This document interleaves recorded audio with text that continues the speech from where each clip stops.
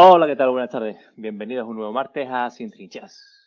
En el programa de hoy hablaremos de la educación en España. Antes de nada, recordad que podéis escribir en nuestro chat en directo dejándole preguntas a nuestros participantes, así como vuestra opinión, darle a me gusta y suscribiros al canal, que es algo bastante importante. Ahora sí, hablando del tema que nos ocupa, de la educación en España. El pasado octubre, la ponencia del Constitucional dio la razón a Vox y pide obligar al gobierno a sufragar los colegios que segregan por sexo. Según sentencia del Constitucional de 2018, la educación segregada por sexos no causa discriminación. ¿Qué opina? ¿Causa o no causa discriminación? Por otro lado, la escuela concertada fue establecida por el gobierno de Felipe González allá por 1985 para favorecer y fortalecer la enseñanza pública en España, cuando no había medios para construir centros públicos. Hoy supone el 29% de los alumnos en España. ¿Es un modelo más eficiente que favorece al alumno del docente? Sobre esto también hablaremos hoy. Y por último, hablaremos del nivel educativo en España. Después de tantas reformas educativas desde la transición, ¿creéis que ha mejorado o ha empeorado la educación en España? Sobre todo esto y mucho más hablaremos hoy en Sin Trincheras. Empezamos.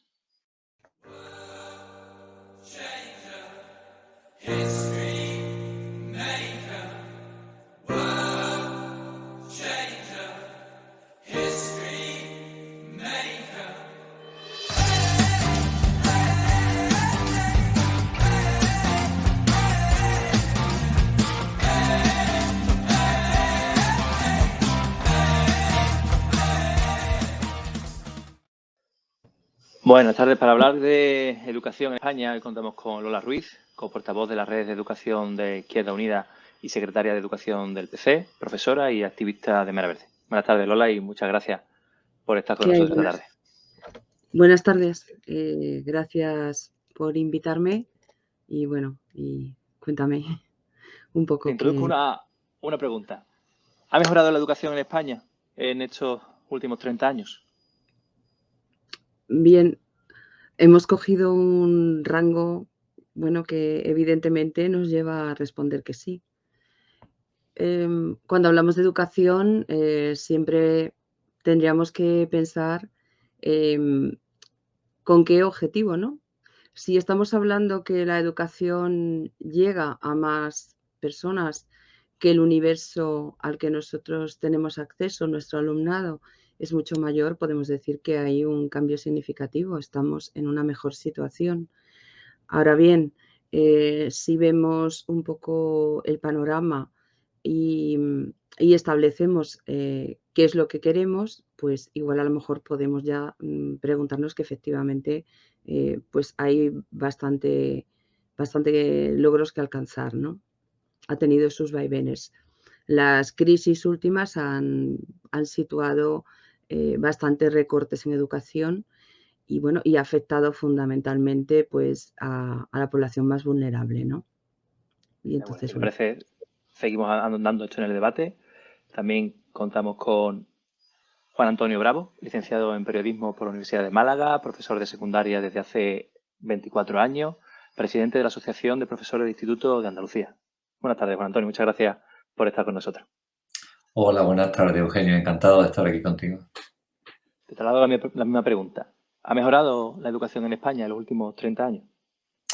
Bueno, yo quiero decir que a pesar de que existen dificultades, hay muchísimos profesores, familias y alumnos muy implicados en conseguir buenos niveles de enseñanza. Hoy en día se producen muy buenas experiencias educativas, fruto del trabajo diario, conjunto de esos docentes, de esas familias y de esos alumnos. Sin embargo, estas buenas prácticas frecuentemente no son apoyadas por la administración, que a veces prefiere centrarse en proyectos que se ponen de moda y que no tienen el aval de la experiencia, pero que quedan bien en las fotos y en los medios de comunicación. Es verdad que existe un cierto nivel de frustración en los alumnos debido a la rigidez de la enseñanza, que no siempre satisface las necesidades de una enorme variedad de intereses distintos. También hay frustración en los docentes que ven su labor como enseñantes desprestigiada, mientras les endosan tareas que nada tienen que ver con su especialidad profesional. Y también hay frustración en la familia, que tienen múltiples necesidades, frecuentemente desoídas por la administración.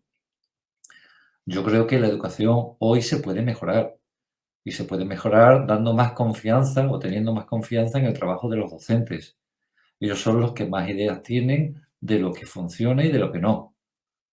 También creo importante que hay que dar protagonismo en las decisiones educativas a quienes mejor conocen la realidad de la educación, que son los docentes y las familias. También se podría mejorar la autonomía de los centros para poder definir sus proyectos educativos, lo que permitiría más variedad de oferta educativa. También necesitamos mayor libertad de la familia y de los alumnos para elegir centro e itinerario educativo. Y por último, y no menos importante, mayor y mejor financiación. La inversión debería centrarse en bajar el número de alumnos por aula y en diversificar la oferta educativa. No es posible atender a la población estudiantil tan variada que existe hoy en día con las mismas herramientas que hace 40 años. Es decir, un profesor en un aula abarrotada de estudiantes. Muchas gracias, Juan Antonio. Damos la palabra a Edelmira Ferri, responsable del área de acción internacional en Nuevas Generaciones, y actualmente trabaja en la UNESCO en su sector de educación en París y cursa el máster de acceso a la abogacía de la Universidad Oberta de Cataluña. Buenas tardes, Edelmira, muchas gracias por estar con nosotros esta tarde también. Buenas tardes, Eugenio, buenas tardes al resto de los compañeros y una vez más muchas gracias por invitarme, que la última vez sugerimos este tema y la verdad que tengo que decir que has respondido y que me alegro mucho que podamos hablar hoy de esto. Respecto a si el nivel educativo ha mejorado en los últimos 30 años, que me imagino que es la pregunta que también me toca como al resto de los compañeros, bueno, realmente, evidentemente, yo no soy ni profesora, ni pedagoga, ni psicopedagoga. Pero si hablamos de los niveles de alfabetización, seguramente sí que diremos que ha mejorado el nivel educativo. Lo que es cierto y lo que es innegable es que España pues, ha sufrido pues, una serie de variaciones en lo que respecta a sus sistemas educativos y muchas veces pues, relacionados con los cambios de gobierno, ¿no? O sea, desde que pasamos desde el sistema de la LOMCE de 1990 de Felipe González hasta ahora, pues digamos que hemos vivido pues, muchas reformas educativas. Y yo creo que lo interesante durante el programa de hoy va a ser pues, ver en qué manera nos afectan o qué cambios significativos hemos visto últimamente, ¿no? Y yo creo que en eso pues será donde podamos aportar cada uno nuestras respectivas perspectivas. Yo creo que sí que es cierto que tenemos mayor acceso a la educación, pero no por ello significa tampoco que la calidad de los sistemas educativos por ello sean mejores o peores, ya veremos luego a lo largo de todo el debate. De acuerdo.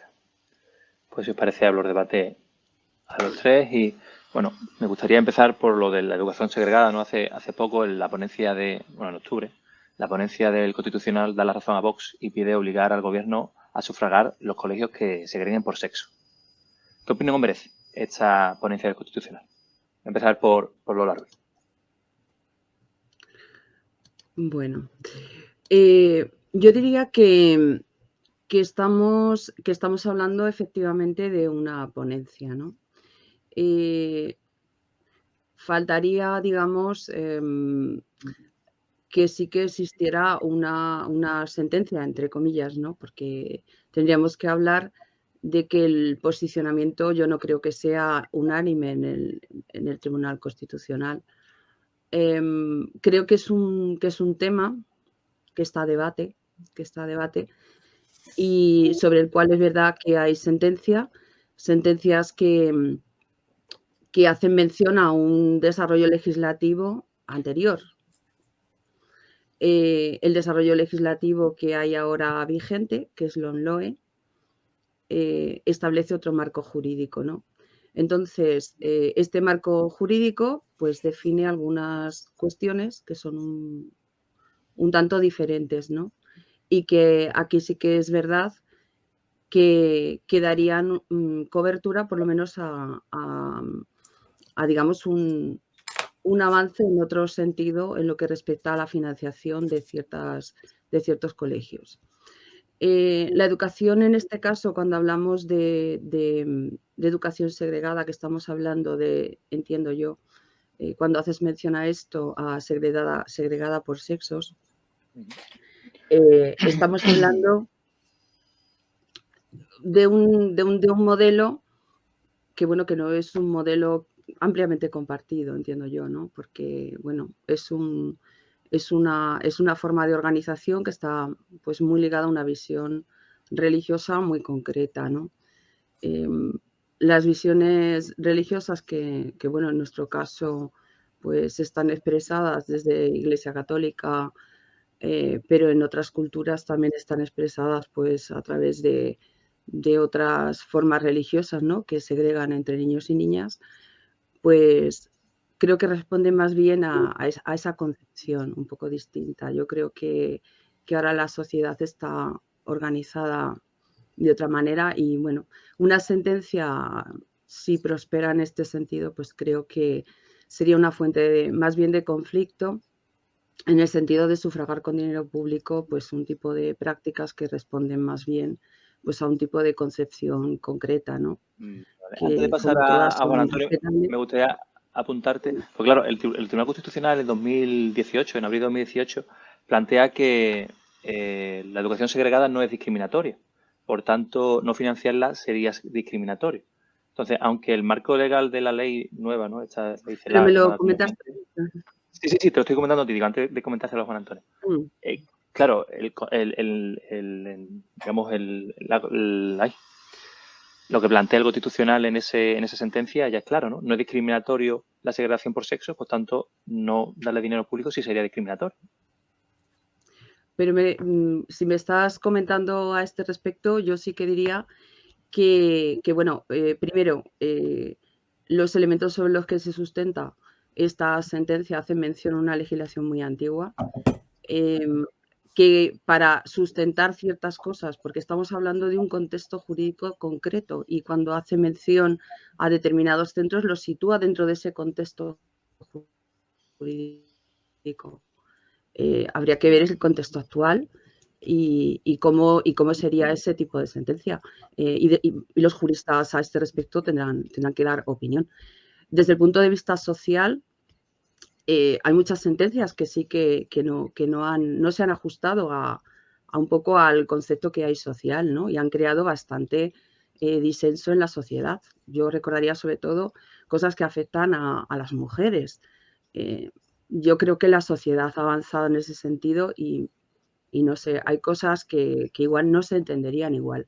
Esta sentencia hace mención a algo que se refiere a los años 60 y que además es un epígrafe muy concretito que hace una excepcionalidad y esa excepcionalidad no se cumple ahora mismo en España. Yo creo que lo tendrán que revisar. Así le di la palabra a Juan Antonio. ¿Qué te parece, ¿no? esta ponencia constitucional, ¿no? ¿Qué trae como positivo o negativo la segregación por sexos en España? A nivel educativo, claro. Bueno, yo creo que los centros segregados por sexo tienen una larga tradición en España, por lo menos de los años 50, aunque es posible que sea más antigua. Sin embargo, justamente la fundamentación de esos centros de chicos por un lado y de chicas por otro, creo que está basada más en una visión religiosa del ser humano y de la sociedad, donde se tenía un cierto miedo al contacto entre los sexos y al peligro que tenía, pues, por un lado la sexualidad masculina y por otro lado la sexualidad femenina. Yo creo, bueno, y este miedo de la Iglesia Católica que creo que se tradujo en ese auge de los centros segregados, también existe en otras sociedades, donde también se separa no solo a nivel educativo, sino a nivel social, se separa a los hombres de las mujeres. Curiosamente, también he podido percibir que en algunas corrientes de nuevos feminismos también apoyan esos espacios exclusivos de mujeres por un lado, segregadas de los hombres. Yo personalmente lo que pienso es que en todo esto siempre hay que valorar la fundamentación pedagógica de lo que se quiere conseguir. Es decir, si hay unas razones educativas y pedagógicas que pueden defender los centros de chicos por un lado y de chicas por otro, bueno, pues se podría hablar, pero desde luego basado en una ideología o una visión religiosa de lo que es el ser humano, yo desde luego creo que no debemos apoyar este tipo de centros segregados. De acuerdo. Y por último, desde Elvira, ¿qué te parece, ¿no? esta ponencia constitucional? ¿Te parece discriminatorio o no discriminatorio segregar por sexos? Bueno, mi pregunta también inicial es ¿por qué vemos que es discriminatorio segregar entre sexos? O sea, cuando, por ejemplo, y esto es una pregunta que sí que le haría a la compañera aquí, que creo que habéis dicho que, bueno, que procede no de Izquierda Unida. O sea, si realmente este partido, ¿no? Este, digamos, sector incluso feminista que se declara, ¿no? Apoyan totalmente, ¿no? Sobre todo el progreso y el desarrollo de la mujer y se ha demostrado, por ejemplo, que estos centros lo que hacen es fomentar que las niñas, por ejemplo, tengan mucho más éxito, digamos, a nivel educativo que los niños. O sea, más que nada porque a lo mejor los programas están más adaptados, porque este tipo de educación realmente pues, promueve que desarrollemos otro tipo de capacidades en este sector. En este sentido, y como yo he dicho, yo no soy profesora, seguramente Juan Antonio pues sabrá mucho más que yo y podrá aportar datos un poco más específicos, pero lo que me refiero es que hay ciertas contradicciones entre lo que se proclama por un lado, lo que se defiende por otro y luego lo que se intenta pues masacrar por otros tantos lados, ¿no? Entonces mi primera pregunta siempre es esa, o sea, ¿por qué es negativo separar por sexos cuando tú originalmente pudo ser, es cierto que este modelo educativo a lo mejor pudo estar motivado por motivos, o sea, pudo estar motivado, de hecho, basado en motivos religiosos, o sea, en la actualidad no tiene por qué ser tal y también me gustaría plantear la pregunta de si todos los centros segregados a día de hoy siguen siendo religiosos. En España no lo sé, lo desconozco, ya digo que esto es un dato que no tengo.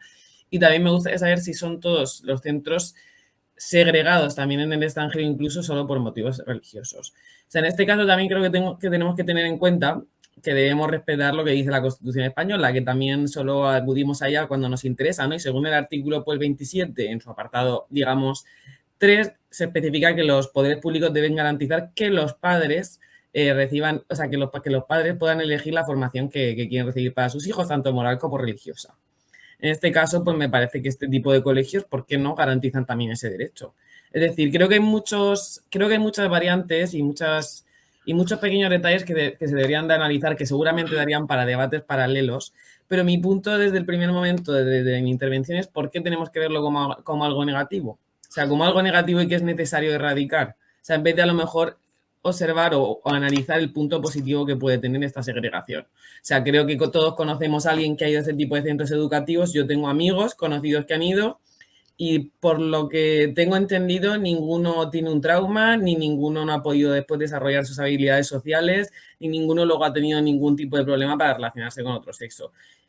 Entonces, bueno, en este aspecto ya digo que no se puede nunca generalizar, pero desde luego que mi postura es por qué tenemos que verlo como algo negativo en vez de ver el lado positivo que quizá pueda tener. Si te parece, le lanzo la pregunta a Lola. Adelante, Lola.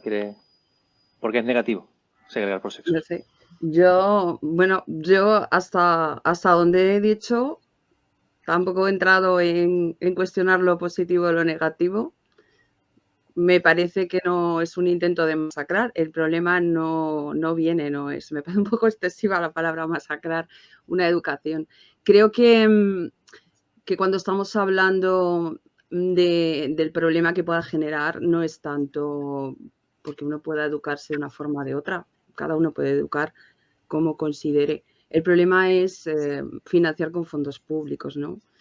Que se ajuste a derecho no entra tanto en el tema de qué entra en la Constitución como el derecho a la educación, que nadie cuestiona. Y yo teoría dos elementos, ¿no? Uno, que lo que estamos planteando es la educación esa diferenciada por sexos. Pero sobre todo por un derecho al acceso desde las mismas condiciones. Y la segunda cuestión, con relación a esto, pues es ese tema de la financiación, ¿no? Porque consideramos que, bueno, que cuando estamos hablando de elementos constitucionales, estamos hablando también desde el punto de vista del menor, ¿no? No es solo la familia. Una familia puede tener una ideología muy sectaria, por ejemplo, pero el menor sí tiene derecho a acceder libremente a un conjunto de ideas que tiene la sociedad, ¿no?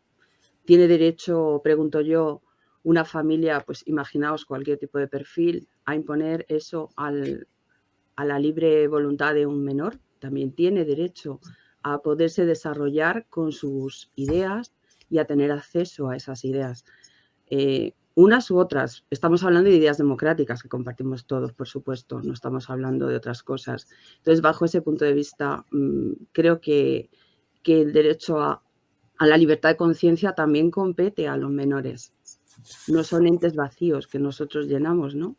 Son personitas que tienen derecho pues, a acceder, a pensar por sí mismas y a ir contrastando datos, ¿no? Entonces, bueno, desde ese punto de vista no entiendo que se financie con dinero público. Es el problema, quizás, no el hecho de que exista, ¿no?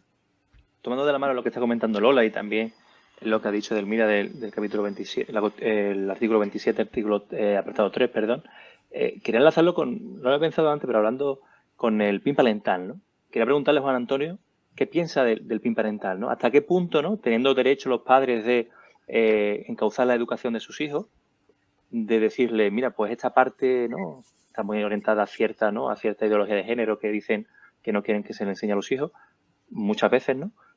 ¿Está de acuerdo o no está de acuerdo con el PIN parental, Juan Antonio? ¿Algo positivo o negativo? A ver, es que es como todo. Cualquier propuesta puede ser un abuso o puede ser razonable en función de cómo se plantee. Yo creo que la educación es un trabajo colaborativo entre los alumnos que quieren aprender, las familias que quieren lo mejor para sus hijos y el profesional de la educación que está haciendo su trabajo de la mejor manera que sabe. Entonces, yo creo que en ese diálogo, pues tanto las familias como los profesores pueden trabajar de forma colaborativa, cada uno en su ámbito, para conseguir que esos alumnos pues aprendan, se desarrollen como personas completas, íntegras, libres, ¿vale? En una sociedad moderna y democrática. Si a mí me dices que los padres tienen derecho a opinar sobre la educación de sus hijos, por supuesto, tienen derecho a opinar. Si a mí me dices que los padres tienen derecho a interferir en la transmisión de unos valores positivos y democráticos que se realizan a través de la escuela, yo te diría que no. O sea, los padres tienen derecho a intentar transmitir sus propios valores a sus hijos, pero también deben de ser unos valores positivos y compartidos por la sociedad. En la escuela yo creo que lo que intenta garantizar es que esos valores generales admitidos por la sociedad sean los que se transmiten a los alumnos, unos valores que nos permiten a todos convivir en una misma sociedad. Lanzo la misma pregunta de Elmira. ¿Qué piensas al respecto, ¿no? Del tema del PIN parental, ¿no? ¿Hace respetar la Constitución con el artículo 27, apartado 3 que comentas, o es un abuso, una interferencia de los padres en el aprendizaje de los hijos? A ver, yo no creo que sea un abuso por parte de los padres que quieran realmente pues, ser conscientes de lo que se inculca a sus hijos. O sea, muchas veces, por ejemplo, en mi caso, y hablo en mi caso personal, que no tiene por qué ser el de todo el mundo, por supuesto. O sea, yo creo que los valores mayoritariamente son también los que se inculcan en casa. Intentamos, por supuesto, que siempre sean positivos, sin desprestigiar nunca la labor de los docentes, que me parece que también es muy importante al respecto. Pero cuando muchas veces decimos valores democráticos positivos, o sea, ¿hasta qué punto? ¿Hasta qué punto lo que diga el Estado en cierto momento es lo que tiene que ser positivo, más democrático o mejor que lo que yo vaya a inculcar en mi casa, ¿no? O sea, eso es donde yo creo que chocó, o ahí fue donde, digamos, proliferó la idea esta del PIN parental, que también, de hecho, el nombre, pues creo que a lo mejor no resulta el más adecuado. Sí que es cierto que creo que tiene que haber una actitud colaborativa entre padres y docentes. O sea, está claro, porque al final el trabajo es de los dos. O sea, no solo te van a educar en tu casa y no solo te van a educar en el colegio. Esto está claro. Pero sí que es cierto que me parece que esto que dijo la ministra en su momento de que los niños sean como del Estado, pues no. En ese aspecto no. Los padres tienen derecho, por supuesto, a decidir y a opinar sobre lo que se les está inculcando en el colegio. Y no porque el Estado decida que unas ideas son ciertamente buenas o malas, tienen por qué serlo así. Porque también podríamos hablar de otro tipo de autoritarismos y no por ello son positivos, ¿no? Entonces tenemos que tener en cuenta un poco que debe haber una colaboración, y en ese aspecto estoy de acuerdo con Juan Antonio. Creo que debe ser una colaboración y sobre todo una colaboración razonable. O sea, pero hasta el punto de decir que el niño pues lo suelto en el colegio y tiene que seguir las directrices las únicas directrices que le marquen en el colegio, como si estuviéramos pues en Corea del Norte, pues no, hasta esos puntos no lo creo. O sea, creo que tiene que ser algo tanto por parte de los padres, que deben hacer sus esfuerzos también por su lado, por supuesto, siempre respetando la labor del docente, que también a su vez tiene que respetar que en casa pues se inculquen ciertos valores. Y por otro lado, me ha gustado lo de Corea del Norte, pero y el tema de que el padre le prohíba, no sé, que se le enseñe en su casa, en la escuela, la teoría de la evolución, como pasa en Estados Unidos, ¿eso tampoco sería positivo, sería negativo? Ahí es donde hablamos de los límites, por ejemplo, razonables. O sea, algo que digamos que está pues comúnmente aceptado, ¿no? Es como, por ejemplo, el valor de la democracia, ¿no? Que estaba nombrando antes Juan Antonio, ¿no? O sea, que es democrático. Evidentemente creo que todos nos basamos tenemos unos ciertos valores consensuados, ¿no? Digamos, que por ejemplo son los valores que establece nuestra Constitución. Que como siempre decimos, todo es mejorable, todo sufre cierta evolución, está claro. Pero que me parece que lo que no debemos de usar son los sistemas educativos como sistemas ideológicos, que es ahí donde me parece que es lo negativo. O sea, la teoría de Darwin creo que está más bien bastante probada, pero que una cierta ideología política sea mejor que otra, que es ahí a donde voy, pues no es algo que tengamos que debatir o que probar en un colegio. Esto es a lo que me refiero. Claro. Y por... Bueno, adelante, Juan. Yo creo... Bueno, ¿vas a mencionar algo, Juan Antonio? Y ya le di la palabra a Lola. ¿Quieres mencionar algo rapidito? Sí, algo rápido. Bueno, yo es que creo que lo que hay que darse cuenta es cuál es la función de cada sector, ¿no? Y el sistema educativo está para enseñar, y para enseñar los consensos científicos de una forma abierta y crítica. Es decir, la teoría de la evolución tiene un enorme consenso científico hoy en día, pero justamente lo que hay que enseñar es hasta dónde llega, cuáles son sus límites, o sea, qué es lo que está completamente demostrado y qué es lo que todavía está abierto a investigación y a debate. Es que en esto hay que ser muy racional y muy científico. Adelante, Lola. ¿Qué te parece, no? El tema del PIN parental y todo lo que está comentándose. Bueno, a mí lo que me preocupa es que en ocasiones se trabaja desde un gran desconocimiento, ¿no? Quiero decir que en los centros educativos, todos los centros educativos, muchos, yo tampoco voy a decir que todo sea infinito, pero vamos, en la mayor parte de los centros educativos, las cosas no se hacen a espaldas de nadie. Quiero decir, yo hablo de los que conozco públicos desde el punto de vista de que hay un consejo escolar, de que las familias, los docentes, o sea, hay un ámbito que se puede participar. Yo entiendo que cualquier colegio que tenga una lógica lo hace de esta forma, no se inventa historias y se crea ahí un espacio donde vamos un todos contra todos, ¿no? Al revés, o sea, yo creo que nuestro objeto, lo que nosotros queremos es trabajar para que ese alumno, para que nuestras niñas, nuestros niños o los adolescentes, los jóvenes, pues se puedan formar y desarrollar. Y ahí es una labor donde tiene que cada uno pues ir poniendo su parte. Todos esos proyectos, las actividades extraescolares, en los centros normales que se conocen se hacen entre todos. O sea, no hay algo que alguien se invente y haga contra alguien. Entonces, no sé, a mí me parece que es crear tensión por crear tensión, ¿no? Es llevar un tema político que tiene otro ámbito a un centro educativo que lo que se intenta es educar, ¿no? Y convivir, contrastar. Y eso ha sido lo normal, ¿no? Entonces, bueno, yo creo que si ahí se discuten las cosas, entiendo que en el propio centro se hacen esos planes y proyectos.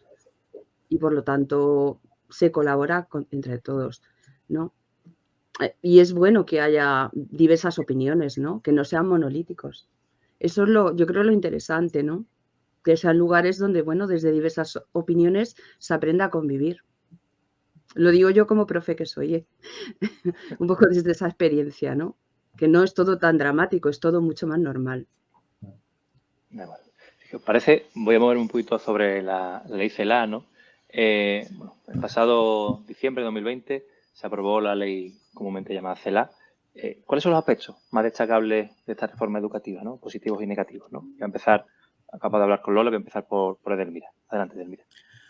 Bueno, a mí la verdad que lo que me pareció más chocante, y esto es algo que también lo digo desde una perspectiva de alguien que vive fuera y que está acostumbrada a tratar con gente de otros países y sobre todo que sabe la dificultad de aprender un idioma, ¿vale? O sea, que digamos que de partida esta ley, pues digamos, no priorice el castellano, o sea, porque cuando digo, no, es que se erradica el español del sistema educativo, no se erradica, está claro que no. Pero que es cierto que no, que la lengua no, pasa a no ser lengua vehicular en muchas comunidades, ¿no? Por ejemplo, yo soy de la comunidad valenciana, y bueno, una comunidad en la que, por cierto, tengo que decir que cada vez más se prioriza el uso del valenciano. Y entonces a mí lo que me maravilla es que cada vez se usan más las lenguas, pues digamos, las lenguas como el catalán, el gallego, euskera, contra las cuales yo no tengo absolutamente nada en contra. Pero tenemos que tener en cuenta que a mí me pasa muchas veces aquí que conozco gente que lleva años estudiando español. O sea, para que nosotros en nuestro propio sistema educativo no nos enseñen a hablar bien castellano. O sea, o no tengamos la oportunidad de aprender bien castellano, porque no estamos viendo los efectos que esto tiene, pero esto tendrá un efecto a largo plazo. Es decir, el hecho de que muchas veces solo vayamos a implementar sistemas educativos en las lenguas, digamos, regionales, va a tener una consecuencia en la manera en la que escribimos, en la manera en la que leemos y en la manera en la que nos vamos a expresar. O sea, esto es indudable, yo creo. Entonces hay veces que esto fue lo que más me chocó realmente cuando empezó pues a nombrarse más el tema de la ley CELA. Y luego otro de los aspectos es el hecho de que puedas pasar de curso con asignaturas suspensas. O sea, esto es algo que yo tengo 30 años recién cumplidos. O sea, esto es algo que en mi generación resultaba impensable.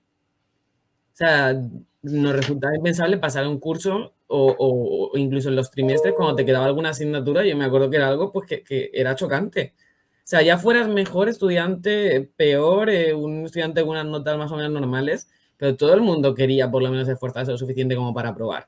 Entonces, a mí, sinceramente, me parece un sistema que no fomenta la meritocracia, lo primero, y una competitividad sana que al final hay que tener en clase. Es decir, uno tiene que saber que estudiar significa esforzarse. Y no me parece que sea un sistema que fomenta el esfuerzo en ningún sentido. Y luego otro tema que me ha parecido de bastante gravedad es el hecho del ataque discreto que hace un poco a la educación especial.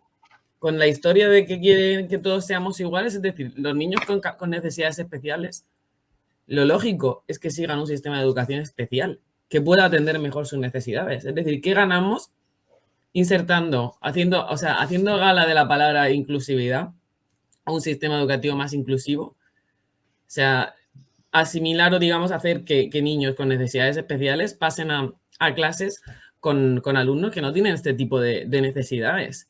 Es decir, al final tú descolocas a un niño que no tiene, por suerte o por desgracia, o como cada uno lo quiera decir, no tiene las mismas capacidades. Es decir, tiene unas capacidades y unas necesidades especiales que deben ser atendidas de una manera.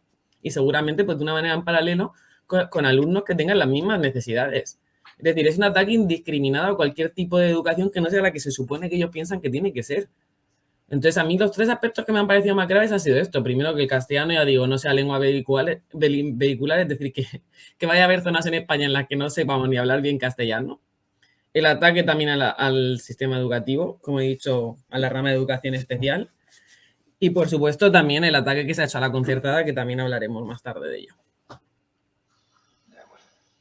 Parece, Juan Antonio, te traslado la misma pregunta. ¿Qué te parece, no? Los aspectos positivos, negativos y los tres aspectos que ha planteado Edelmira. Bueno, yo sobre la última ley de educación, creo que adolece de los mismos errores que todas las anteriores. Tú piensas que llevamos un largo listado de leyes, reformas, contraleyes, y a todas les ocurre lo mismo. Son unas leyes hechas de espalda a la realidad, de espalda al sistema educativo, de espalda a los profesionales de la enseñanza y de espalda a las familias. Son unas leyes a través de las cuales el legislador político, partidos políticos, intentan imponer su visión de la educación y convertirla en realidad, sin tener conciencia de que lo que ellos piensan y lo que ellos creen no tiene por qué ser la realidad. Entonces, normalmente no suelen consultar a los protagonistas de la educación, ni a profesores ni a familias, para saber qué es lo que necesitan y qué es lo que esperan. Yo creo que esta nueva ley de educación, se sitúa también en la misma línea que las anteriores, basadas en la primera gran reforma educativa de los años 90, la LOE, la LONCE, creo que pretendió, a partir de un planteamiento ideológico, pedagógico, de lo que debería de ser la educación, pretendió cambiarla completamente. Esas reformas educativas tuvieron algunos aspectos positivos, pero yo creo que tienen muchos aspectos negativos que no han sido suficientemente cuestionado ni reflexionado. Pero sobre todo yo lo peor que le veo a esta reforma, como a las anteriores, que se hace de espalda a sus protagonistas. Entonces, poco realista y además después no tienen valor de hacer una reflexión sobre los logros conseguidos y los errores cometidos, que creo que es lo que impide hacer una buena ley de educación, el no reflexionar sobre la realidad. Y Lola, ¿tú qué piensas, no? ¿Qué trae de bueno y de malo, no? ¿Es una ley de espaldas al mundo docente, a los padres? El tema del castellano, el esfuerzo, la concertada, ¿qué plantea Edelmira? Bueno, hay como varias cuestiones. Para nosotros tampoco es una ley perfecta en el sentido de muchas cuestiones que sí planteamos, ¿vale? Desde nuestro punto de vista, digamos, programático, podríamos decir, o desde nuestra parte o un modo de pensar, ¿no? Sí que hay algunos avances importantes. Nos habíamos situado en un problema, ¿no? Un problema que yo creo que se estaba enquistando y ahora no lo habéis mencionado en las anteriores intervenciones, que tiene que ver con estándares de aprendizaje, ¿no? Y que tiene que ver un poco con el concepto. ¿Qué queremos educar? ¿Para qué queremos educar?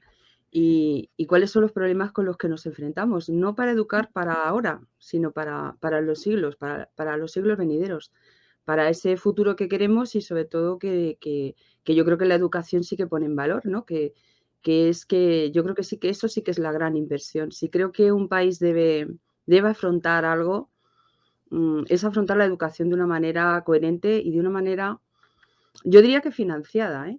Quizás el problema que tenemos fundamental y a la hora de poner en marcha leyes de educación es la financiación. Yo creo que se ha hecho, una de las cosas que sí que se está haciendo es incremento presupuestario, ¿no? Y eso sí que lo valoro positivo ligado bueno, pues a intentar poner en marcha ciertas cosas que son importantes. Los estándares de aprendizaje de la anterior ley nos ponía ante una especie de tabla rasa que se ponía en todos los sitios de una manera igual desde el Estado. Quiero decir que cuando se dice que hay una cosa estatal, bueno, más estatal que estos estándares de aprendizaje o más uniformizados, creo que no hay. ¿Qué consecuencias tiene esto? Pues tiene consecuencias a la hora de poder adaptarlo a la realidad concreta del aula. Yo creo que daba muchos problemas porque teníamos algo con lo que tú no puedes trabajar realmente, ¿no? Teníamos unos elementos muy forzados y muy rígidos. Es verdad que el tema de las competencias estaba en la otra ley y está en esta. Es decir, hay un marco jurídico concreto que da a las autonomías una parte y es verdad que tenemos una realidad plurilingüística, o sea, tenemos diferentes formas de expresarnos y eso hay que respetarlo, conservarlo y trabajarlo, ¿no? En todo el Estado. Bueno, yo creo que sí que hay consensos importantes en ese punto de vista y sí que, bueno, es una cuestión que tenemos ahí, ¿no? La cuestión de que tenemos un Estado con 4 lenguas cooficiales y que ambas se tienen y que se tienen que estudiar, ¿no? Cada uno en su lugar. A mí me preocupa mucho el tema este que está ahí, que se está planteando con el tema de la educación inclusiva, porque lo que estamos hablando aquí es cómo queremos una sociedad y cómo queremos educar a las personas, a todas en general, para la convivencia. Porque cuando estamos hablando de alumnado con necesidades educativas, no estamos hablando de un tipo de necesidad educativa específica que siempre pensamos. Las necesidades educativas pueden ser muy variadas, los déficits de aprendizaje pueden ser muy variados. Lo que sí es importante que los centros tengan los recursos para abordarlo. Creo que ese es el gran reto, ¿no? Que podamos tener diferentes perfiles en los coles, eso es lo más normal del mundo, porque la sociedad es así. En la sociedad nos vamos a encontrar con personas que tienen o una discapacidad o algún tipo de, bueno, pues reto distinto, ya sea intelectual o también de movilidad. Y en los centros, pues a mí me parece correcto que los centros ordinarios convivan el diferente tipo de alumnado. Y cuando estamos hablando de necesidades educativas, estamos hablando de esto precisamente. De no llevar a una persona porque sufre un tipo de discapacidad a un centro ya de por sí. Antes hay que estudiar cada caso concreto y ver dónde se adapta y qué recursos educativos hay que poner en marcha, ¿no? No es de por sí el centro de educación especial el lugar solamente el recurso que debe haber. Desde ese punto de vista, creo que tenemos la suficiente capacidad y desarrollo ya pues para poder hacer eso en los centros, ¿no? En los centros podemos, y de hecho se tienen recursos y se necesitan. Eso es lo que realmente se necesita invertir, ¿no? Tener los recursos necesarios para podernos adaptar a todo el tipo de alumnado que tengamos y en función de sus necesidades, pues hacer el tipo de escolarización. Sí se necesita, porque hay ciertos rangos y ciertas características que necesita una escolarización específica, pero eso debe existir. Pero teniendo en cuenta que nuestro objetivo es escolarizar en centros ordinarios a las niñas y a los niños. Y creo que eso es un avance en esta ley. De acuerdo. Si os parece, me gustaría, bueno, ha mencionado Edelmira el tema del ataque a la concertada, ¿no? Y me gustaría preguntaros si en esta, hemos dicho, ¿no?, que en estos 30 años evoluciona la educación en España, que obviamente es mejor que hace 30 años, pero un estudiante que estudia en una pública, concertada o privada, ve muchas diferencias en su nivel educativo, marca el tipo de centro público o concertado, en este caso, su futuro académico, ¿o no? Quiero empezar con Edelmira. Bueno, mira, en mi caso yo puedo hablar de mi experiencia personal. Yo fui a un centro concertado y fui a un centro concertado en el que realmente jamás, y esto sí que tengo que decirlo, jamás se me habló ni un solo día, hasta que cumplí 18 años y empecé con 5, de política. Nunca jamás en la vida. Cosa que, por ejemplo, yo tengo un hermano pequeño y eso lo hemos vivido en casa, en escuchar comentarios en la escuela pública. Esto es algo que tengo que decir porque yo hablo de mi propia, como llevo diciendo desde el inicio del programa, de mi propia experiencia personal. ¿Que me haya marcado profesional o laboralmente? No lo sé. ¿Que el tipo de educación era distinta? Pues quizá, evidentemente, porque la línea del colegio realmente distinta. Era un colegio diocesano y evidentemente los valores que se inculcan, pues puedes decir que son católicos, que son cristianos. En mi clase había tanto cristianos como ateos, como no sé, o sea, es que era un colegio bastante diverso a pesar de que la línea, como digo, era un colegio diocesano. Yo me crié como una niña absolutamente normal, no salí del colegio nada traumatizada, como muchas veces dicen con este tipo de colegios.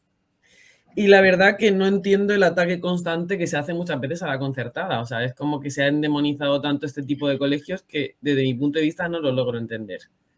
Es decir, en su momento, cuando se crearon en la época de Felipe González, era una manera de, digamos, de medio subvencionar con fondos privados, pues centros que a lo mejor el sistema público en ese momento pues no se podía permitir. Pero a mí hay una cosa que me gustaría recordar en muchas ocasiones, y es que los padres de los niños que llevan a sus hijos a los colegios concertados o privados también pagan impuestos con lo que se sufraga en colegios públicos. Es decir, que es un ataque constante simplemente gratuito que a veces no entiendo. O sea, y me gustaría aquí, por ejemplo, los docentes que tenemos en el panel, que a lo mejor me explicaran, o sea, cuál es este tipo de animadversión que se tiene hacia este tipo de centros. Parece, pero quería preguntarte respecto a esto, lo que has comentado de Felipe González. ¿Crees que en el inicio, ¿no?, en 1985, la idea de la concertada era existir como, digamos, 3 tipos de modelos? ¿O era simplemente algo, digamos, temporal para poder ampliar la capacidad pública del Estado? Bueno, en este caso no, desconozco si se consideró como algo temporal y luego pues poco a poco ir financiándolo simplemente con fondos públicos, pero bueno, se demostró que era un modelo educativo que funciona. O sea, que funcionaba y que de hecho funciona. O sea, lo hemos visto en muchos países, en muchas comunidades, como puede ser el País Vasco, ahí también como veremos o como diremos seguramente después a lo largo del debate. Ya casi hay más colegios concertados que públicos y mi pregunta es ¿por qué es esto negativo? O sea, ¿por qué tiene que ser esto negativo? O sea, porque yo como padre no puedo elegir libremente llevar a mi niño a un centro concertado o no llevarlo, ya digo. O sea, es que yo no digo que tenga que ser algo obligatorio. O sea, igual que toda la gente quiere, a lo mejor todas las personas que están en contra, ¿no? Todos estos movimientos que hay en contra de la concertada, o sea, yo quisiera que todos fuéramos al público. Yo a usted le digo, vaya usted al público, o vaya usted al privado, vaya usted al concertado, pero que podamos tener por lo menos la oportunidad de elegir. O sea, nunca he entendido por qué algo es tan malo o tan bueno. O sea, en vez de buscar el lado positivo y el lado negativo de las cosas. O sea, y aquí es donde sí que quisiera a lo mejor que los docentes me dieran pues, su punto de vista o cómo lo ven, ¿no? Porque este ataque, ya digo, de la indiscriminada, me parece, de la ley CELA. O sea, es una manera de intentar erradicar completamente y en algún momento los colegios concertados. Ahora voy a seguir por Lola, ¿vale? Déjate al final, Juan Antonio. Hay un ataque a la concertada, la libertad, ¿no? Este modelo a elegir al padre dónde llevar a su hijo, o no existe tal libertad. Adelante. Yo creo que estamos en un país libre. No creo que nadie esté coaccionando a las familias, ¿no? Pero igual sí, ¿eh? Igual sí se está coaccionando y lo voy a explicar.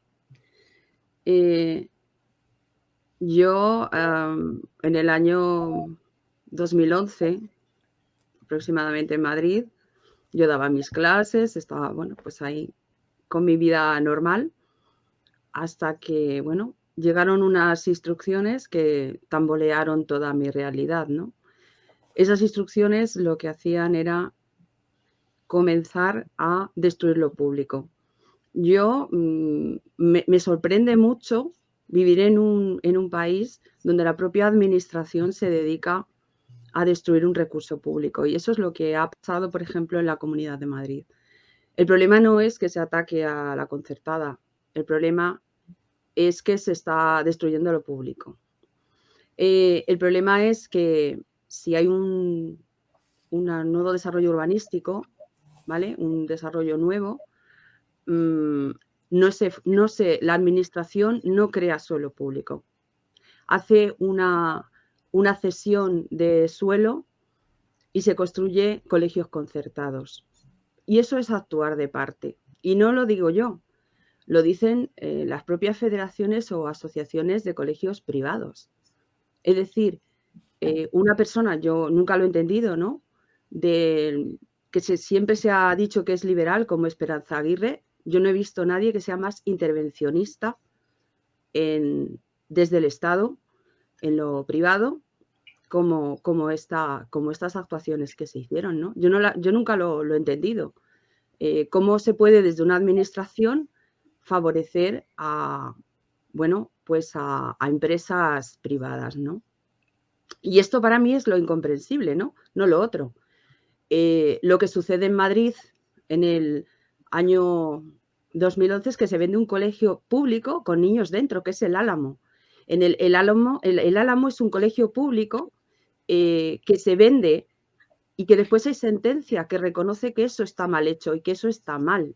Pero la sentencia judicial, y a esto yo voy con el tema de la judicatura, que levanta muchas ampollas en este país, es que cuando llega la sentencia para reconocer que eso no se debería haber hecho, eso ya ha sucedido. Y el colegio ha desaparecido y la titularidad pública ha desaparecido. El problema no es que se ataque la concertada, el problema es que se está atacando todo lo público por parte de la propia administración. En Madrid hay un problema añadido y es que tenemos el desarrollo de la púnica. Es decir, es un punto tan absolutamente desmadrado que se está cediendo suelo público para construir negocio. Y no solo eso, sino que eso sirve después para fuentes de financiación irregular. Estas cosas no se pueden consentir. Lo haga quien lo haga y lo financie quien lo financie. Esto es lo que no se puede consentir, ¿no? Y es lo que está denunciado. Y bueno, algún día todo saldrá a la luz, pero el problema que nos encontramos ahora es que no se puede estar destruyendo constantemente lo público. Y por eso la ley sí que establece que no se pueda ceder el suelo público para negocios privados. Es decir, puedes construir tu negocio, puedes hacer tu colegio y puedes invertir, pero no puedes estar, tomándolo del erario público, porque ese es el problema. Ese es el problema de fondo. Y eso es un poco lo que protege esta ley, pero no a unos contra otros, es que protege lo público. Ese recurso que es de todos, ¿no? Que es el suelo que pueda tener un ayuntamiento. No sé si lo he explicado muy bien, pero he intentado explicarlo. Yo creo que te comprendo. Acabo con Juan Antonio, de la palabra de nueva de Elmira. ¿Qué te parece, no? Esta nueva le dice el atácalo, me refiero, no ya lo que he comentado, o sea, ataca lo concertado, ataca lo público. ¿Creéis que crea una diferencia entre las personas que van al concertado o al público? Bueno, yo lo que tengo que decir es que yo creo que lo que hay que subrayar es la responsabilidad que tiene el Estado de ofrecer la mejor educación posible a sus ciudadanos. Esa responsabilidad es del Estado, que tiene que ofrecer la posibilidad de una educación para todos, universal, sin excluir a nadie, aconfesional. Antes ha salido la Constitución española, yo también aprovecho ahora para referirme a ella, que describe al Estado español como un Estado aconfesional. Y yo creo que la educación impartida a través del Estado también tiene que ser aconfesional, ahora me explicaré un poquito más, y de calidad para todos, tanto para los más desfavorecidos como para cualquiera que aspire a alcanzar cualquier meta profesional o intelectual. Y creo que también el Estado debe huir de la tentación de abaratar costes haciendo uso de los conciertos educativos. A mí no me molesta que haya una educación plural. Yo creo que es bueno que haya una educación plural porque en la pluralidad podemos comprobar, podemos compararnos los unos con los otros y ver lo que funciona y lo que no funciona. Yo defiendo la educación pública. Lo que yo no defiendo es una educación pública mala. Yo creo que es muy importante que tengamos la mejor educación pública. Y a los conciertos educativos yo le veo algunas limitaciones. Una de ellas es la orientación ideológica del titular.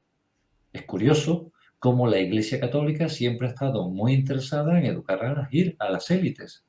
Y así ha sido históricamente.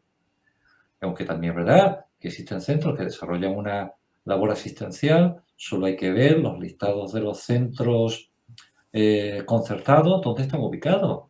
En zonas normalmente muy buenas de los barrios de las grandes ciudades.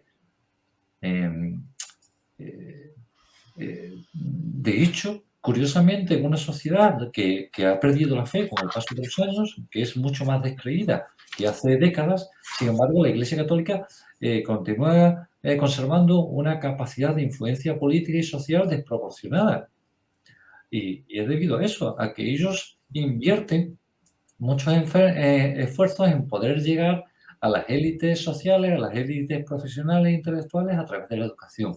Yo creo que aquí el Estado ha hecho dejadez de sus funciones. Es verdad que el Estado ha hecho un esfuerzo enorme para llegar a todos, para hacer una educación que sea para todos. Pero yo creo que ha cometido el error de no darse cuenta de que entre esos todos hay distintas necesidades y no puede dejar su responsabilidad en manos de otros. Después que cada uno elija la mejor, pero desde luego el Estado tiene una responsabilidad sobre el conjunto de la población y el conjunto de la ciudadanía y debe de evitar huir de la tentación de abaratar costes haciendo uso de esos conciertos educativos. Respecto a esto que comenta, quiero repreguntarte. El Estado, ¿no? O las comunidades autónomas en este caso, abaratan costes, pero ¿le sale más barato también al ciudadano al final? Es decir, ¿también le sale más barato que la pública o no? No. Lo que pasa es que transmite o transfiere la financiación de esos colegios concertados a los padres. O sea, hoy en día cualquiera que conozca el funcionamiento de un centro concertado sabe que los padres tienen la obligación, entre comillas, de aportar económicamente, voluntariamente, se llama en algunos sitios, a los centros concertados. ¿Vale? Es verdad que la educación pública también puede estar mejor gestionada. Y yo creo que a veces el dinero público se gasta mal. Pero se gasta mal porque quien controla el dinero público no son profesionales de la educación, sino que son políticos que responden a sus propias necesidades. Pero yo estoy convencido que cuando la capacidad de tomar decisiones y de gestionar el dinero se deja en manos de los profesionales de la educación, que hay grandes profesionales de la educación pública en España, Pues, de hecho, mi experiencia es que los colegios públicos funcionan muy bien, pero funcionan muy bien cuando se les permite una cierta autonomía, trabajar a partir de lo que los docentes y los equipos directivos y las mismas familias se dan cuenta que son sus necesidades. Pero claro, cuando los políticos intervienen dictando las directrices de lo que tiene que hacer la enseñanza pública, muchas veces meten la pata porque la desconocen la realidad. Le doy la palabra a Edelmira. ¿Qué te parece lo que han comentado ellos dos? Y algo que he puntualizado antes que no se me ha olvidado volver contigo, el incremento del presupuesto, ¿no? en educación, ¿es algo positivo o a veces no es eficiente? Aunque sea mayor gasto, no necesariamente sea más eficiente.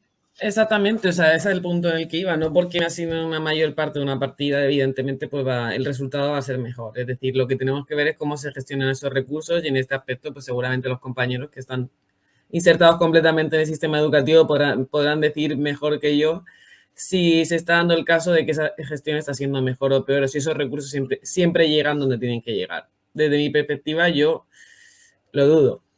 Pero bueno, no sé quién a lo mejor para afirmarlo categóricamente y no es mi intención tampoco. Ahora, también aquí sí quisiera hacer un poco hincapié en algo, y es que cuando se dice que los colegios concertados están enfocados a las élites, me gustaría a mí decir que de qué élite vengo yo, que vengo de clase media, y a lo mejor lo que no se valora es el esfuerzo que hacían mis padres por poder pagarme un comedor, por poder pagarme el colegio y por haberlo elegido voluntariamente, que eso es algo que se nos olvida.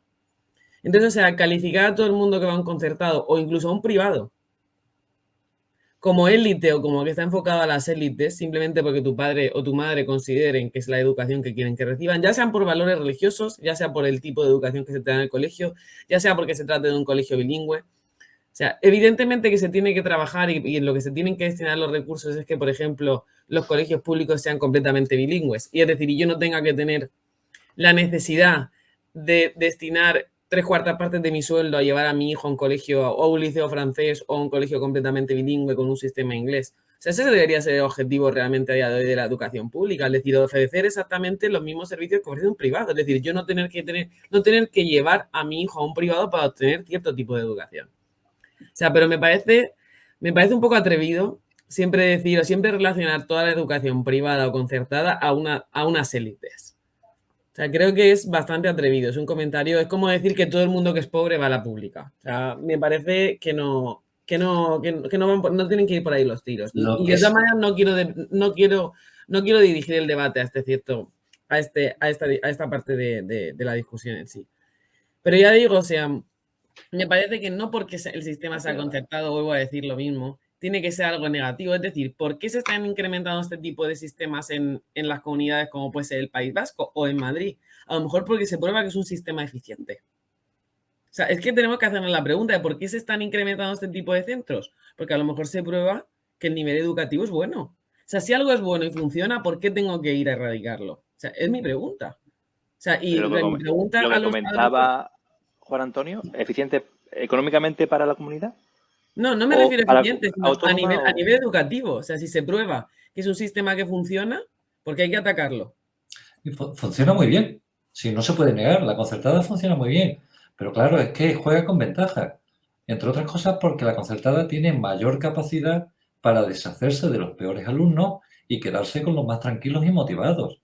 Entonces, si al final, en la educación, en un centro escolar, encuentran niños de todos los colores, sobre todo en la pública, porque la pública no puede deshacerse de nadie. Lo que sí es verdad, y hemos detectado, que muchas veces cuando hay niños difíciles, problemáticos, que necesitan atención especial, que necesitan recursos especiales, en fin, los concertados tienen una serie de mecanismos que hace que al final se queden con los alumnos más tranquilos y motivados. Y muchas veces los alumnos difíciles, complicados, salen rebotados hacia la enseñanza pública, que es quien tiene al final que hacerse cargo de ellos y tirarlos para adelante de la mejor manera posible. Entonces, claro, si pudiéramos competir con las mismas herramientas, a lo mejor no había tanta diferencia, o a lo mejor podríamos decir cuál de las dos es mejor. Lo que sí es verdad, y he constatado yo, que al final, cuando llegan niños difíciles, complicados, con problemas a la enseñanza pública, pues nosotros pues los atendemos porque no podemos hacer otra cosa, mientras que los concertados tienen mecanismos para que al final algunos, varios o muchos de esos niños más complicados pues terminen yéndose a la pública. ¿Por qué? Porque los centros concertados pues están mejor preparados para eso, para niños más tranquilos y más motivados. O a lo mejor porque no pasas de curso, y lo normal es que si no pasas de curso que te tiren del colegio. Es que muchas veces lo que no podemos motivar es el hecho de que la gente no se esfuerce. Es decir, yo tengo que poner todas las herramientas que tenga en mi mano, o sea, y ya digo, yo no soy docente y en esto no me quiero atrever a cuestionar el modelo educativo, ya puede ser público, como concertado, como privado, porque habrá modelos educativos que por supuesto desconozca y no sé quién para hablar. Pero lo que no podemos decir es como que en la concertada nos quedamos con los niños cómodos y los que estudian bien. Perdone, pero con todo el respeto del mundo, en mi clase había gente que tampoco pasaba de curso y no los tiraban del colegio, simplemente repetían curso. Lo que no hacían era pasarlos automáticamente de curso. Y también, perdone que le diga en ese sentido, pero en mi colegio había clase de diversificación. Es decir, a la gente que tenía más dificultades, que yo no sé si esto se sigue haciendo, que creo que sí. O sea, se les sacaba una clase paralela y se les ayudaba, que se llamaban las clases de refuerzo, que no sé si se sigue haciendo. Es decir, aquí no nos deshacíamos de la gente que nos resultaba incómoda. Es que esto no es así. O sea, yo puedo decir alguien que ha ido a un colegio concertado 13 años. O sea, no me estoy inventando nada. A ver, quiere comentar Lola, que lleva mucho tiempo sin hablar. Claro, o sea, es que no me estoy inventando nada. He ido a un colegio concertado 13 años de mi vida. Entonces, esto de que nos quedamos con los niños más cómodos, oiga, yo no sé si es así siempre, pero en lo que yo he vivido 13 años de mi vida, yo esto no lo he visto. O sea, he visto que quien aprobaba pasaba de curso y quien no aprobaba, pues suspendía y repetía. Bueno, yo quiero hablar como profesora también y con mi experiencia acerca de toda esta mitología de qué pasa a la gente y del tema del esfuerzo y de todo un poco cómo se está, no sé, cómo se está jugando un poco con esto, ¿no? A ver, no sé si empezar por lo último, un poco la segregación no viene porque no solamente por ese mecanismo, que es cierto, el mecanismo de quién al final o de cómo se establece el alumnado de cada uno, sino que hay una segregación a priori. Hay una segregación a priori que al final hace que se clasifiquen el alumnado. Hay una segregación porque generalmente quien tiene medios económicos selecciona un colegio, se puede mover los kilómetros que se mueva y desplazarse lo que sea. Hay otras personas que no lo pueden hacer. Hay un tipo de segregación económica en principio que hace que un alumnado con determinado perfil vaya a un tipo de colegio y otro a otro. También hay otro elemento que se sabe, además por el PISA y además por todas las estadísticas que se conocen, y es que de familias que tienen mayor nivel educativo, al final el éxito escolar es mayor. Una familia que tiene mayor nivel educativo, al final tiene una mayor preocupación, al final, bueno, pues esto es como un pescado que se muerde la cola, ¿no? Acaba pues teniendo esa vinculación con el éxito escolar. Ocurre que entonces ese tipo de segregación se produce. No es cierto que no se produzca, sí se produce de hecho, y sí es cierto, y por nuestra experiencia está muy claro, lo que estaba comentando el compañero Juan Antonio, de que al final pues hay unos determinados perfiles asociados a diferentes problemas, que no es solo el que se le da mal estudiar, es que son problemas de aprendizaje muy concretos y que necesitan pues departamentos de orientación que en otros centros pues no se preocupa por ello, tienen un alumnado mucho más homogéneo, no los acotan, no los trabajan y al final lo trabaja la pública. Con lo cual, bueno, pues genera pues una serie de recursos o de necesidades. Mirad, en los estudios cuando se hace una comparativa de cuánto cuesta una plaza pública y una plaza concertada, también hay que tener en cuenta que las plazas concertadas se ponen en lugares rentables. Hay que quitar el sesgo, porque si tú estás poniendo colegios en zonas rurales con menos números de alumnado, si tú estás dando servicio en lugares que una concertada no lo va a hacer, ese sesgo también lo tienes que quitar. No se puede hacer una comparativa de una forma tan directa, porque entonces está siendo absolutamente parcial, ¿no? El precio de la plaza pública no es más caro que la concertada. Eso sí, la concertada está en lugares que sí que dan beneficio.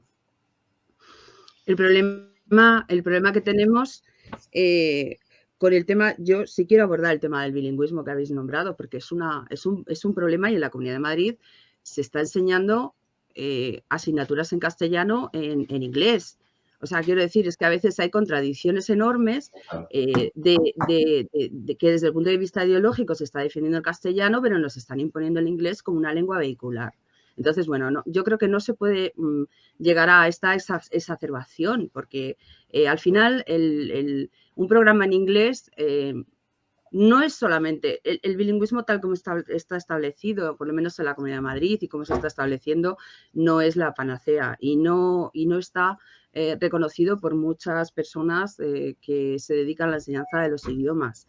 Hay muchos modelos de inmersión, eso sí, claro, también cuestan dinero, porque es un modelo pues, que trabaja de otra manera, pero que los contenidos no los abandona. Tenemos un problema de contenidos y también de adquisición de aprendizajes importante en el programa bilingüe. Y genera algunos problemas de segregación también por la forma de escolarizar en las zonas. Si parece, ya llevamos casi 1 hora y 20. Os pasaría a los titulares, ¿de acuerdo? Empezaré con Lola, ¿vale? Un titular a modo de conclusión del debate. Sé que hay algunas cosas que se han quedado en el tintero, pero es verdad que si queréis lo podemos tratar en el futuro. Conclusión, Lola, adelante. Uf. Pues mira, una conclusión que yo creo importante es que educar es nuestro futuro y que realmente es donde tenemos que poner la inversión y donde tenemos que poner pues todo nuestro esfuerzo como país, porque creo que es lo que nos va a favorecer que podamos crecer, desarrollarnos y bueno, y tener un futuro pues mucho mejor, ¿no? Y ya está. Muchas gracias, Lola, por tu participación. Seguimos con Juan Antonio. Adelante, Juan Antonio. Bueno, pues mi conclusión es que hay que tener confianza en el trabajo de los docentes, dar protagonismo a los actores de la labor educativa, que son docentes y familias, mayor autonomía a los centros para definir sus proyectos, libertad de las familias y los alumnos para elegir sus itinerarios educativos y mayor y mejor financiación para que los proyectos puedan salir adelante. De acuerdo, muchísimas gracias, Juan Antonio, también por estar ahí con nosotros. Adelante, Delmira. Bueno, yo la verdad que primero le quiero dar las gracias también a los compañeros por las contribuciones, que de verdad que son muy interesantes y creo que todos tenemos que reflexionar nuestros puntos de vista por nuestro lado. Creo que de verdad, y desde aquí sí que me gustaría pedir respeto a la labor del docente, porque sí que creo que hay tanto los partidos políticos como el ciudadano en sí, como los padres, ahí creo que también es un punto en el que tenemos que reflexionar. Pero que también tenemos que tener en cuenta que negar la meritocracia y bueno, y realmente pues negar el valor del esfuerzo es estar negando al mismo tiempo pues la igualdad de oportunidades. Porque realmente al final es el pez que se muerde la cola que hemos estado hablando durante todo el debate. Al final solo llega, digamos, más lejos quien más medios tiene. Es decir, tenemos que promover un sistema educativo que no niegue la meritocracia, es decir, y que promueva una competitividad y una competitividad, por supuesto, sana. De acuerdo. Pues muchísimas gracias también a ti, Delmira. Muchas gracias a los tres por participar. Lo dicho, me ha parecido muy interesante y vuestras visiones, pues siempre concordantes, creo que han enriquecido el debate y muchas gracias y espero, si tenéis a bien en el futuro, hablar de educación en este foro. ¿De acuerdo? Muchas gracias a los tres y gracias. Hasta la próxima. Muchas gracias a todos. Un placer. Hasta luego, adiós.